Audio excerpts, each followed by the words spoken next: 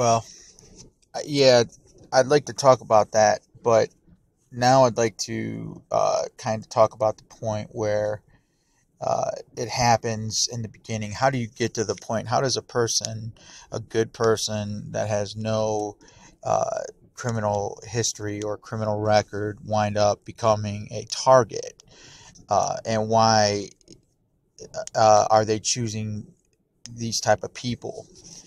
Um, Well, the answers to that I don't 100% know, but I do know how it begins. I know that it's all done through three different agencies initially in the beginning, and that is the Department of Homeland Security, the CIA's counterterrorism clandestine service, and the FBI's counterterrorism mobile support teams. And it's a long name, I'm not sure, but it's CIA, FBI, DHS. It goes in, and it's signed off. All of this is signed off on by the Department of Homeland Security. But it's those three agencies basically working together and using their assets, and they found out that it's best suiting them to do it because they are all profiting uh, hand over fist through this program. Let's face it, counterterrorism is probably the number one industry right now in our Defense Department. It has the highest amount of requests for funds.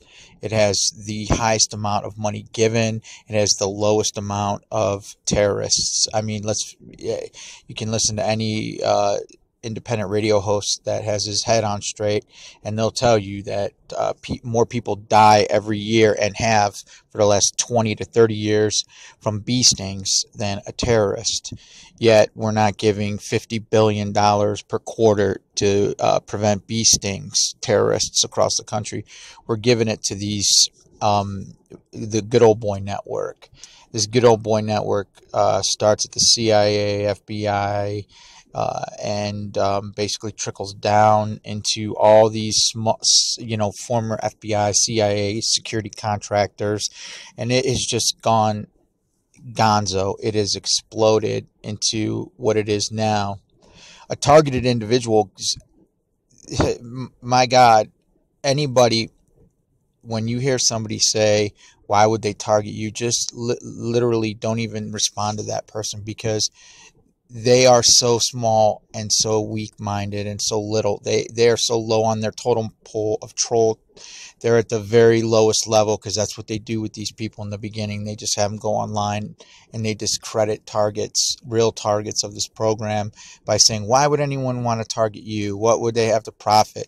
The entire counterterrorism industry is profiting because of targeted individuals. That's it.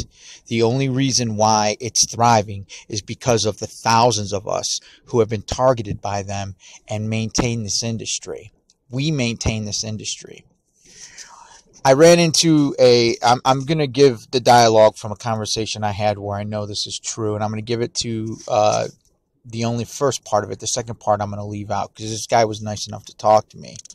It was when I was at a hotel one night, and I pick and choose the ones I talk to very carefully, and I know how to speak with people, so it's hard for people to ignore me. Well, I saw one of them walking up the stairs, and I stopped him by saying, hey, you. And he responded, hey, you, like offended. And I go, I'm so sorry about that. I thought I knew you. Aren't you Paul? Don't you work for FEMA? And he got offended, and he goes, I don't work for them. And I'm like, okay, well, you work in some industry. Is your name Paul that's related to them? He goes, no, my name's not Paul. I go, oh, you look so familiar. And he just smirked at me like he already knew who I was. Long story short, I'm not kidding. You can believe me about this or not. It doesn't matter, but I've had a lot of these people open up to me about stuff. And this guy he told me he was spec ops and he worked for counterterrorism assessment teams. Basically he said that he makes sure that nobody in the area is going to go in and blow up a building. He's the one that does the assessments of the building. And I go, but you're here because of me, right? And he literally said yes, and he knew my name. He said my name, John. He did not. I never told him my name. He knew my name. I said to him, I go, well, I was targeted because I had a business and I had a fallout with somebody who was in your system and I would not give. And I have a son and a family and I had a beautiful life and it's been ruined by you people. I go, look out that window right there right now, because we were on the second level of this hotel and there was a big window where I go, look at those people out there. And there was just the counterterrorism squad teams just doing circles around the building, and we just sat there and watched them doing circles. And I go, those people will be sitting out there all night long and just doing that until I leave, and then they follow me. He goes, yeah. He goes, you're right. They'll be doing that. He goes, but I don't have any part of that. He goes, I'm spec ops. I just make sure that there's no place here to be blown up. So I said, you're spec ops, so they bring you in wherever one of these targets are going, and you are brought in to survey the area. You're basically anywhere that I go, if it's a new location, they'll even bring in counterterrorism assessment teams just to make sure that area is not blow upable, basically, that it doesn't have a lot of spots that can be infiltrated and blown up by what he said. He called them Hajis. That wasn't what I said. That's what he said. But this gentleman was nice enough to talk to me. Then all of a sudden, halfway through this, well, before that, I'll back up and I'll say, I go, but you guys are all here because of me, right? And he first did not want to respond, and then he smirked and was like, yeah. He said yes. He gave me confirmation, and a lot of these people have done this for me over the years. We were on the second floor of this hotel in an area by a big window by ourselves. Nobody else. For about 2.5 minutes to have this conversation. As soon as he got some kind of twitch, I'm telling you guys, this is honest to goodness truth. He got some kind of twitch and he ended that conversation just like that. And he goes, okay, I'm sorry, John, I got to go. But in the end, in the intermittent in that conversation, he also had told me that his 78-year-old grandfather was also on the counterterrorism watch list. And he goes, I hate those people over there that put people on the watch list for no reason. He was talking about DHS. He was basically told me that the teams out there doing those surveillance of us, the ones that follow us around everywhere, are DHS, FBI, and CIA. And it's the counterterrorism network in the CIA that is responsible for bringing us to the experimentation level. It's those people, because as we know, the CIA always has to throw human experimentation into everything they do.